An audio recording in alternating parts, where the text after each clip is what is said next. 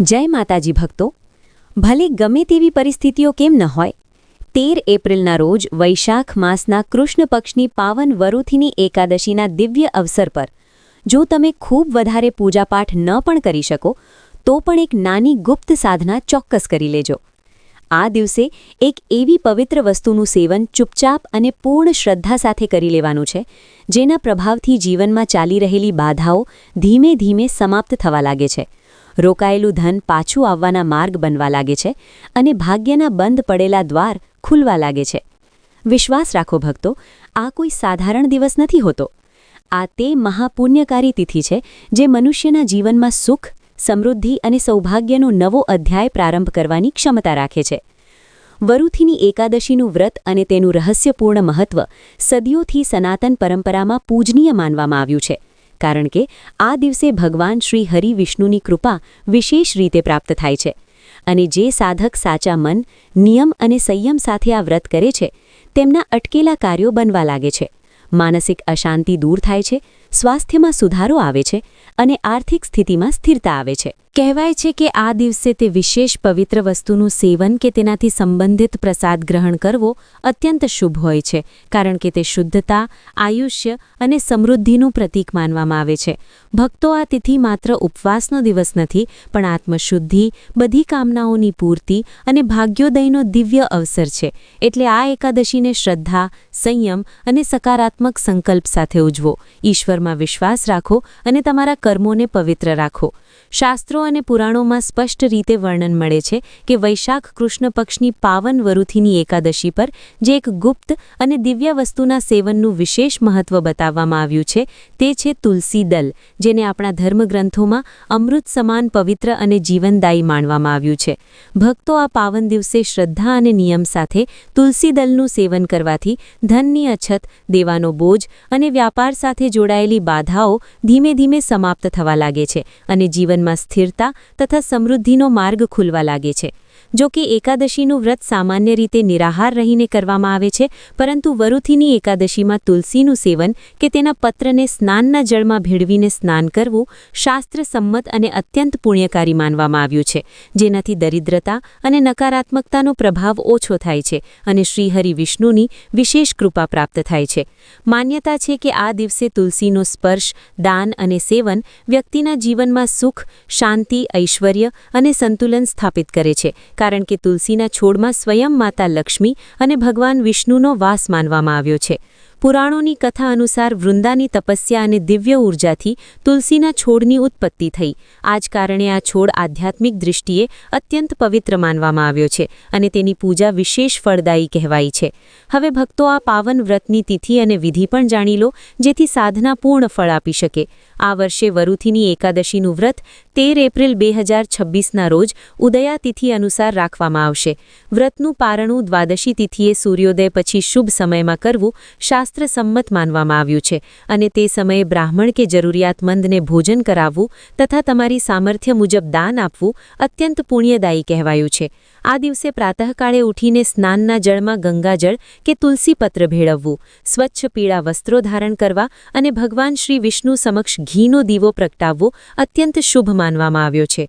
પીળા પુષ્પ, ચંદન, અક્ષત, તુલસી દલ અને સાત્વિક નૈવેદ્ય અર્પણ કરીને શ્રદ્ધાથી પૂજન કરો તથા આખો દિવસ ઓમ નમો ભગવતે વાસુદેવાય મંત્રનો જાપ કરતા રહો. રાત્રિએ ભજન, કથા કે જાગરણ કરવાથી આ વ્રતનું પુણ્ય અનેક ગણું વધી જાય છે અને જીવનમાં આધ્યાત્મિક ઉન્નતિ તથા માનસિક શાંતિનો અનુભવ થાય છે. ભક્તો, વરુથીની એકાદશી પર કેટલીક વિશેષ વસ્તુઓનું સેવન કરવું. જ્યાં તમારા જીવનને સુખ સમૃદ્ધિથી ભરી દે છે, ત્યાં કેટલીક વસ્તુઓ એવી પણ છે જેને ભૂલથી પણ ઘરમાં ન લાવવી જોઈએ. આ પાવન દિવસે ભગવાન શ્રી હરિ વિષ્ણુને તુલસી દલ સાથે 5 પ્રકારના મીઠા ફળોનો ભોગ ચોક્કસ લગાવવો જોઈએ, જેમાં કેળા, દ્રાક્ષ, કેરી, પપૈયું અને નાળિયેર સામેલ હોય, કારણ કે આ ફળ સાત્વિકતા અને સમૃદ્ધિના પ્રતીક માનવામાં આવ્યા છે. દ્રાક્ષ માતા લક્ષ્મીને અત્યંત પ્રિય માનવામાં આવી છે, એટલે તેને પ્રસાદ રૂપે ગ્રહણ કરવું વિશેષ ફળદાયી બતાવવામાં આવ્યું છે. એકાદશીના દિવસે સાબુદાણાની ખીર કે મખાનાની ખીર બનાવીને ભગવાનને અર્પણ કરવાથી અને પછી આખા પરિવાર સાથે પ્રસાદ સ્વરૂપે ગ્રહણ કરવાથી કુંડળીના પ્રતિકૂળ ગ્રહો શાંત થાય છે અને જીવનમાં સકારાત્મક પરિવર્તન આવવા લાગે છે. પરંતુ ભક્તો, આ પાવન તિથિ પર ભૂલથી પણ ચોખા, લસણ, ડુંગળી, રીંગણ કે કોઈપણ પ્રકારનું તામસિક ભોજન ઘરમાં ન બનવું જોઈએ, કારણ કે એકાદશીનું વ્રત સાત્વિકતા, સંયમ અને આત્મશુદ્ધિનું પ્રતીક છે. જે ઘરમાં આ દિવસે લસણ, ડુંગળી કે માંસ મદિરાનું સેવન થાય છે, ત્યાંથી માતા લક્ષ્મીની કૃપા દૂર થઈ જાય છે અને નકારાત્મકતાનો પ્રભાવ વધવા લાગે છે. એટલા માટે બહારનું પેકેટનું ભોજન પણ આ દિવસે ત્યાજ્ય માનવામાં આવ્યું છે, કારણ કે તેમાં તામસિક અંશ હોવાની સંભાવના રહે છે. સૌભાગ્યવતી સ્ત્રીઓએ આ દિવસે વાળ ન ધોવા જોઈએ અને ઘરની સફાઈ કરતી વખતે વિશેષ ધ્યાન રાખવું જોઈએ કે કોઈ નાના જીવને હાનિ ન પહોંચે, કારણ કે દયા અને કરુણા પણ આ વ્રતનું મહત્વનું અંગ છે. આ પાવન વ્રતની પૂર્ણતા તેની કથા સાંભળ્યા વગર અધૂરી માનવામાં આવે છે. પૌરાણિક વર્ણન અનુસાર પ્રાચીન કાળમાં નર્મદા નદીના કિનારે માંધાતા નામનો એક અત્યંત પ્રતાપી રાજા રાજ કરતો હતો. એકવાર જ્યારે તે વનમાં ઘોર તપસ્યા કરી રહ્યો હતો, ત્યારે એક ભયાનક રીંછે તેના પર હુમલો કરી દીધો અને તેનો પગ ચાવવા લાગ્યો. રાજાએ ક્ષમાભાવ ન ત્યજ્યો અને ભગવાન વિષ્ણુને રક્ષા માટે પોકાર કર્યો.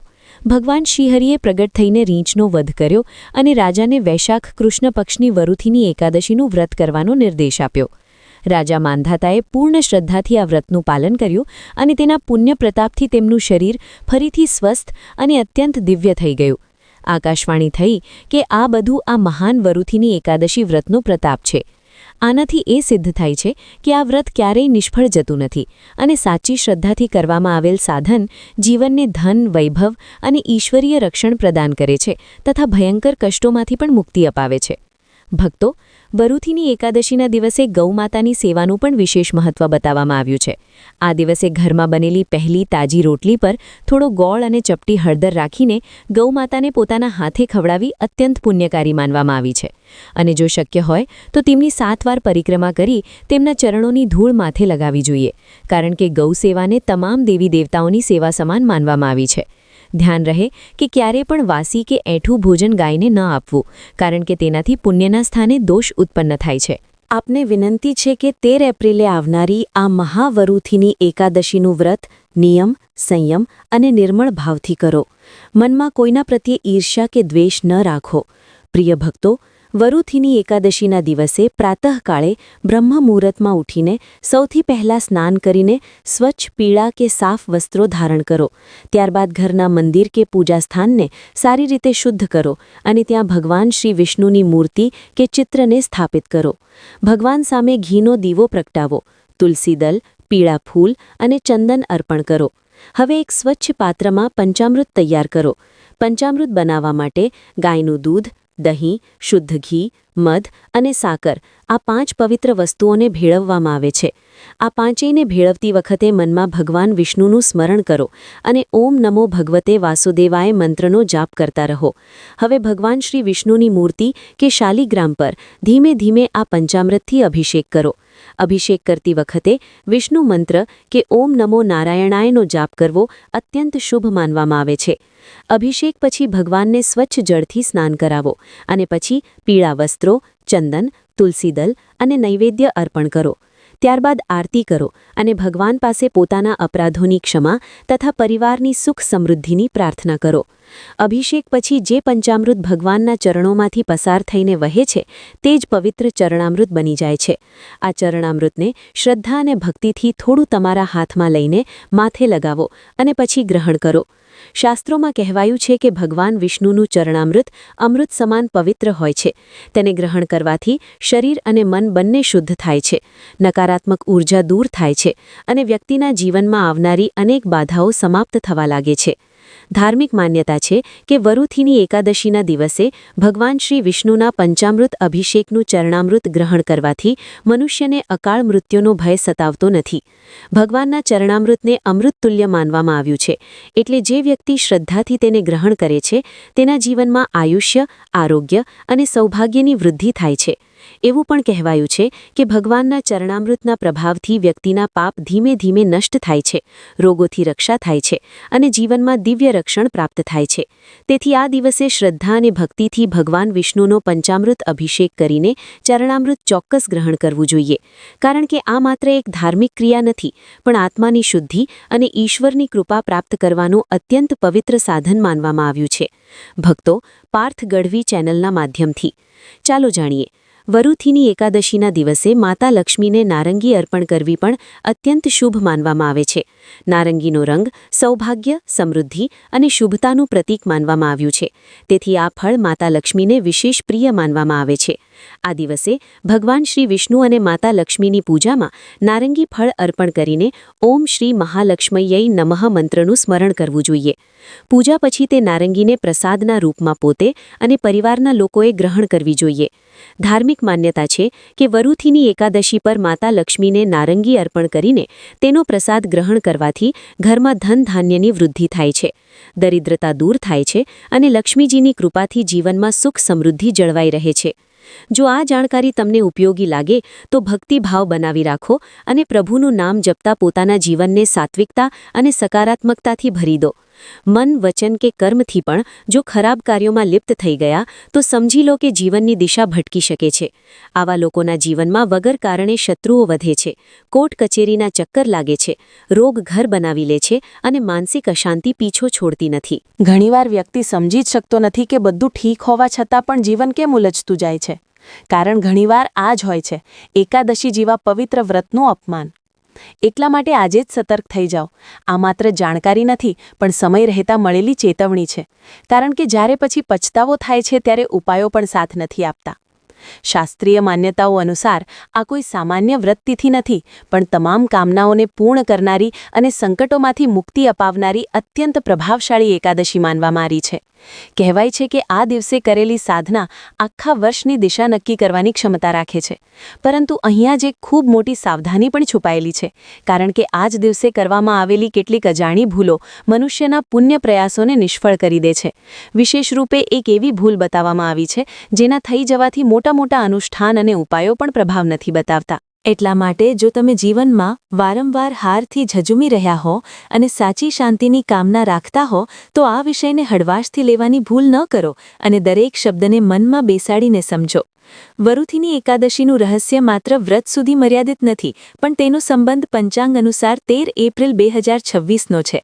આ દિવસ વિશેષ ઊર્જાથી યુક્ત માનવામાં આવ્યો છે અને માન્યતા છે કે આ દિવસે સાચી વિધિથી કરવામાં આવેલ નાનો ઉપાય પણ લાંબા સમયથી અટકેલી સમસ્યાઓ, ભલે તે ન્યાયાલય સાથે જોડાયેલી હોય કે વ્યાપાર અને જીવનની રૂકાવટો, તેમાં મુક્તિ અપાવી શકે છે. પરંતુ પરિણામ ત્યારે જ મળે છે જ્યારે વ્યક્તિ તે સામાન્ય છતાં ઘાતક ભૂલોથી પોતાને બચાવે છે, જે આજના કલિયુગમાં લોકો અવારનવાર અજ્ઞાનવશ કરી બેસે છે અને પછી એ વિચારીને દુઃખી થાય છે કે તેમની પૂજા સફળ કેમ નથી થઈ રહી.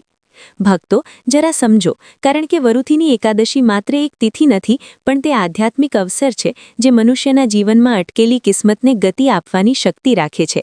આ વર્ષે આવનારી વરુથીની એકાદશી પોતાની સાથે અત્યંત દુર્લભ અને શ્રેષ્ઠ યોગ લઈને આવી રહી છે, જેનો પ્રભાવ સીધો મનુષ્યના ધન, ધર્મ અને ભાગ્ય પર પડે છે. સીધો શાસ્ત્રોમાં વર્ણન મળે છે કે તમામ એકાદશીઓમાં વરુથીની એકાદશીનું સ્થાન વિશેષ માનવામાં આવ્યું છે, કારણ કે આ તિથિ સાંસારિક કામનાઓને પૂરી કરનારી, કઠિન પરિસ્થિતિઓમાંથી બહાર કાઢનારી અને જીવનમાં સ્થાયિત્વ આપનારી કહેવાય છે. સ્કંદ પુરાણ અનુસાર જે સાધક આ દિવસે શ્રદ્ધા અને નિયમથી ભગવાન શ્રી હરિ વિષ્ણુ અને માતા લક્ષ્મીની આરાધના કરે છે, તેને માત્ર સાંસારિક સુખ જ નહીં પણ અંતે મોક્ષનો માર્ગ પણ પ્રાપ્ત થાય છે. તેથી ભક્તો, આ પાવન દિવસને સાધારણ સમજવાની ભૂલ ન કરવી જોઈએ.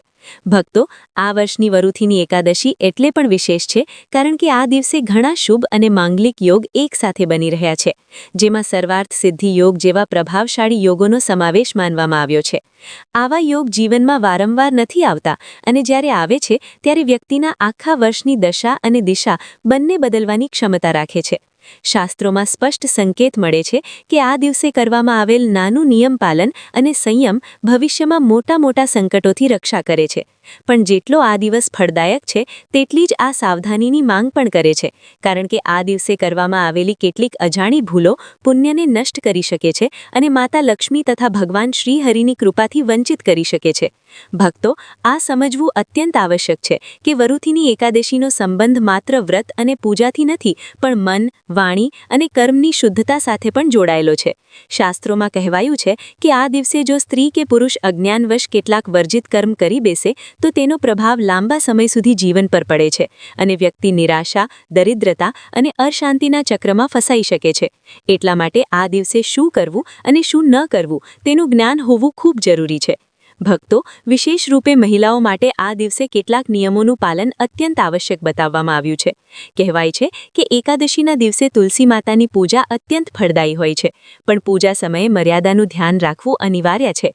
વાળ ખુલ્લા રાખીને પૂજા કરવી શુભ માનવામાં નથી આવી, કારણ કે તેનાથી પૂજાનું પૂર્ણ ફળ પ્રાપ્ત નથી થતું. તુલસી ભગવાન વિષ્ણુને અત્યંત પ્રિય છે અને તેમની પૂજામાં શુદ્ધતા, સંયમ અને નિયમનું વિશેષ મહત્વ છે. આ એક એવી રહસ્યમય વાત છે જે આપણા શાસ્ત્રોમાં સાફ લખેલી છે. આ એક વસ્તુ તમારા ભાગ્યને પૂરી રીતે બદલીને રાખી દેશે. વરુથીની એકાદશી કોઈ સાધારણ એકાદશી નથી હોતી. આ તે દિવસ માનવામાં આવે છે જ્યારે ઇન્સાનના પાપોનો નાશ સૌથી જલ્દી થાય છે.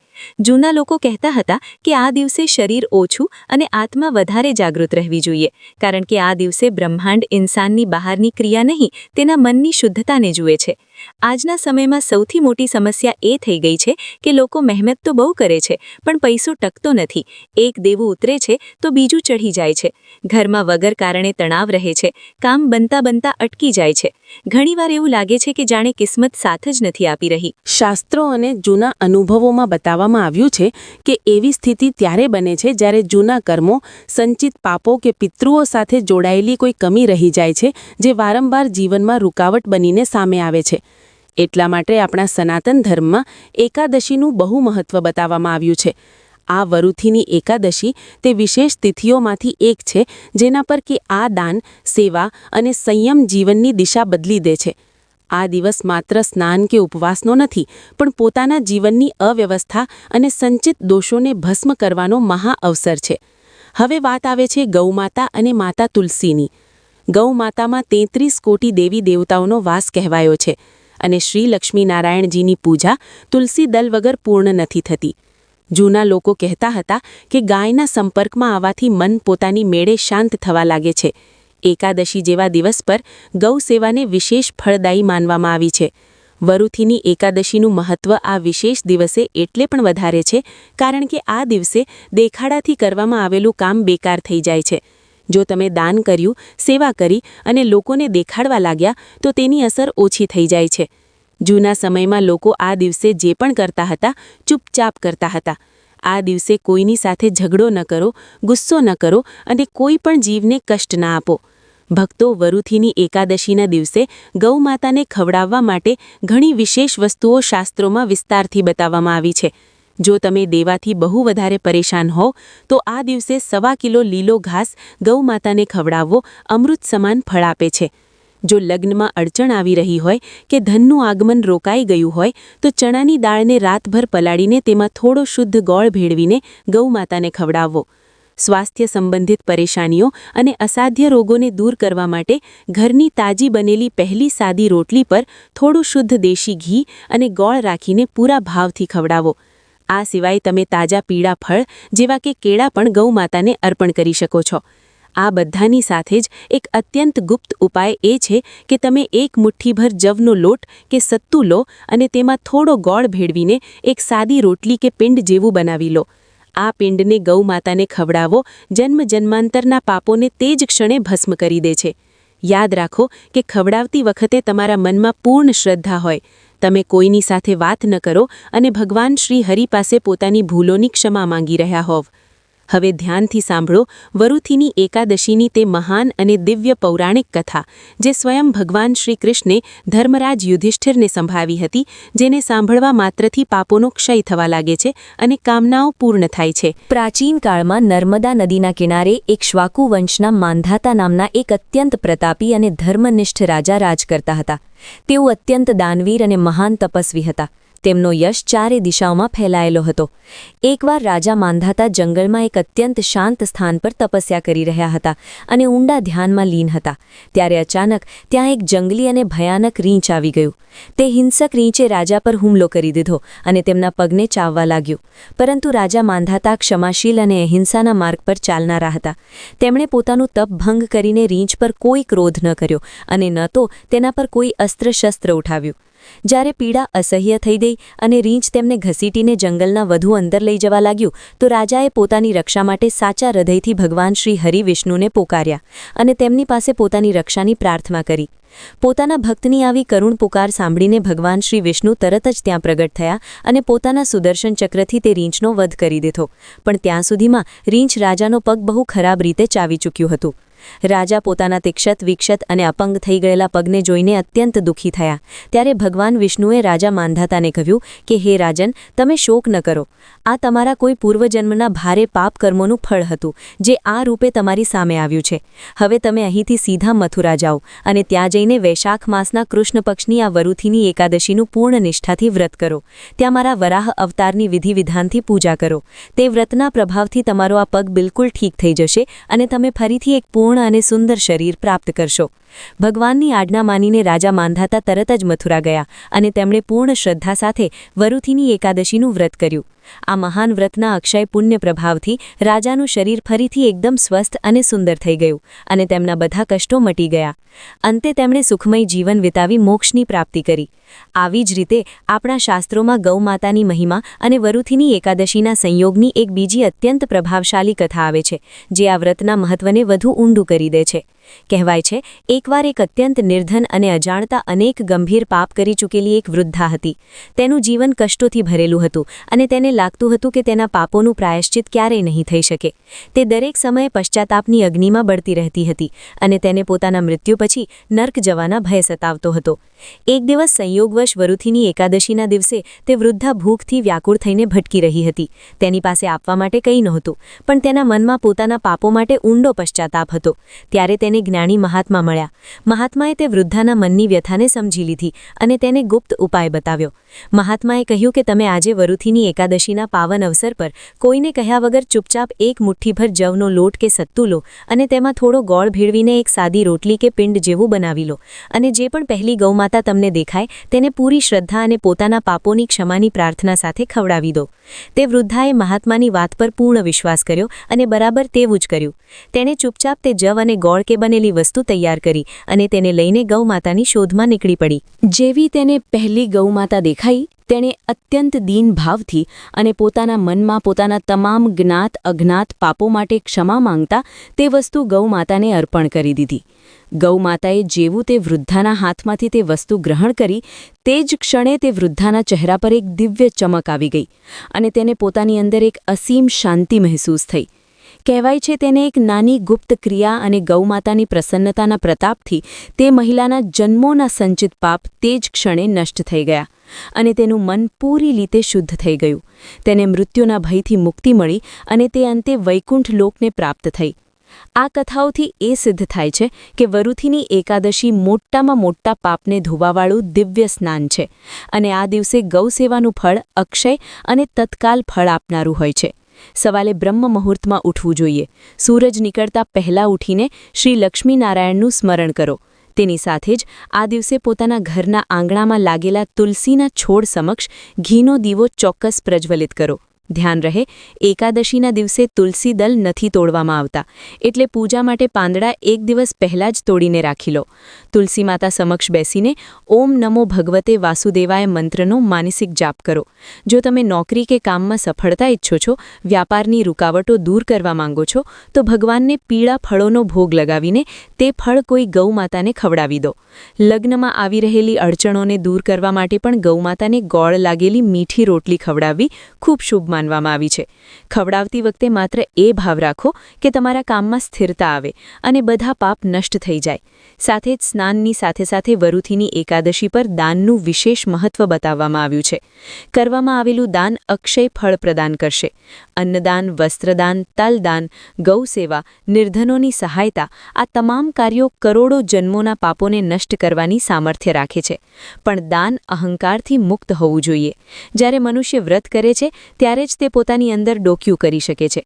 શ્રી લક્ષ્મીનારાયણનું સ્મરણ આ દિવસે અત્યંત પુણ્યકારી છે. જો કોઈ વ્રત રાખીને માત્ર ભગવાનનું સ્મરણ પણ કરી લે તો તેને અક્ષય પુણ્ય મળે છે. જે વ્યક્તિ આ દિવસે પિતૃઓ માટે જળ, તલ અને શ્રદ્ધાથી તર્પણ કરે છે તેના જીવનમાંથી પિતૃદોષની બાધાઓ સમાપ્ત થવા લાગે છે. વ્રતનો ઉદ્દેશ્ય માત્ર ભૂખ્યા રહેવાનો નથી પણ વિચારોની શુદ્ધતા છે. ફલાહારમાં સફરજન, દાડમ, દૂધ, દહીં, છાશ અને મખાના કે સાબુદાણાથી બનેલી હળવી ખીર ગ્રહણ કરી શકાય છે. આ જ દિવસે અન્નનું સેવન પૂરી રીતે વર્જિત બતાવવામાં આવ્યું છે. ઘઉં, ચોખા, દાળો ન ખાવી જોઈએ. ડુંગળી, લસણ, તામસિક અને ભારે ભોજનથી દૂર રહેવું આવશ્યક છે. માંસ, મદિરા પૂર્ણતઃ ત્યાજ્ય છે. બહારનું બનેલું ભોજન પણ વર્જિત છે. વરુથીની એકાદશી પર ઓછું ખાવું, શુદ્ધ ખાવું અને સંયમ જ સાચી સાધના છે. પરંતુ જો તમે શારીરિક રીતે બીમાર હોવ કે પૂર્ણ વ્રત કરવામાં અસમર્થ હોવ તો તમે સિંધવ મીઠામાં બનેલું લસણ ડુંગળી વગરનું સાત્વિક ભોજન ગ્રહણ કરી શકો છો. બસ મનમાં પ્રભુનું ધ્યાન રાખો. આ જ આ મહાન એકાદશીની સૌથી મોટી મહિમા છે. વરુથીની એકાદશીના દિવસે તુલસી સાથે કરવામાં આવેલા ઉપાયો અત્યંત પ્રભાવશાળી માનવામાં આવે છે. સવારે બ્રહ્મ મુહૂર્તમાં ઉઠીને સ્નાન કર્યા પછી સૌથી પહેલાં શ્રી લક્ષ્મીનારાયણનું સ્મરણ કરવું જોઈએ અને પછી તુલસીના છોડ પાસે જઈને શુદ્ધ મનથી જળ અર્પણ કરવું જોઈએ. જળ અર્પણ કરતી વખતે મનમાં ભગવાનનું ધ્યાન કરવું જોઈએ. આ દિવસે તુલસી પાસે દીવો પ્રગટાવવો પણ અત્યંત મહત્વનું માનવામાં આવ્યું છે. વિશેષ રૂપે સાંજના સમયે તુલસી સામે ઘીનો દીવો પ્રગટાવી સ્મરણ કરવું જોઈએ. એવું કરવાથી ઘરની નકારાત્મક ઉર્જા સમાપ્ત થાય છે. વરુથીની એકાદશીના દિવસે તુલસીની પૂજા કરતી વખતે તુલસી દલ અર્પણ કરવું પણ અત્યંત શુભ માનવામાં આવ્યું છે. તુલસી પાસે બેસીને નામનો જાપ કરવાથી મનની ચંચળતા ઓછી થાય છે. જો કોઈ વ્યક્તિના જીવનમાં સતત બાધાઓ આવી રહી હોય તો તુલસીની પરિક્રમા કરવી અત્યંત શુભ માનવામાં આવી છે. ઘરમાં સુખ, શાંતિ અને સમૃદ્ધિ જાળવી રાખવા માટે પણ વરુથીની એકાદશીના દિવસે તુલસીની સેવા કરવી અત્યંત શુભ માનવામાં આવી છે. તુલસીના છોડની આસપાસ સાફસફાઈ રાખવી, તેને જળ અર્પણ કરવું અને શ્રદ્ધાથી પ્રણામ કરવા ઘરના વાતાવરણને સકારાત્મક બનાવે છે. જ્યાં તુલસીની સેવા થાય છે ત્યાં નકારાત્મક શક્તિઓનો પ્રભાવ રહેતો નથી. આ એકાદશીની સ્થાપના દશમી તિથિએ જ કરવામાં આવે છે. દશમીના દિવસે પ્રાતઃકાળે સ્નાન કરીને સ્વચ્છ વસ્ત્રો ધારણ કરો. ત્યારબાદ એક ચોકી પર લાલ કે પીળું વસ્ત્ર પાથરો. તેના પર થોડા ઘઉં કે ચોખા રાખો અને તેની ઉપર એક કળશ સ્થાપિત કરો. કળશ માટી, તાંબુ, ચાંદી કે સોનાનો હોઈ શકે છે પણ લોખંડ કે સ્ટીલનો ન હોવો જોઈએ. કળશમાં શુદ્ધ જળ ભરો અને તેમાં આંબાના કે અશોકના 5 પાંદડા લગાવો. તેની ઉપર ઢાંકણ રાખો અને ઢાંકણ પર અક્ષત રાખો. અક્ષતની ઉપર શ્રી લક્ષ્મીનારાયણની પ્રતિમા કે ચિત્ર સ્થાપિત કરો. જો પ્રતિમા ઉપલબ્ધ ન હોય તો ચિત્ર પણ સ્વીકાર્ય છે. ત્યારબાદ દશમીના દિવસે જ સંકલ્પ લો કે હું કાલે વરુથીની એકાદશીનું વ્રત કરીશ અને શ્રી લક્ષ્મીનારાયણની કૃપાથી પોતાના પાપોમાંથી મુક્તિ પ્રાપ્ત કરીશ. તે દિવસથી જ બ્રહ્મચર્યનું પાલન કરો, સાત્વિક ભોજન કરો.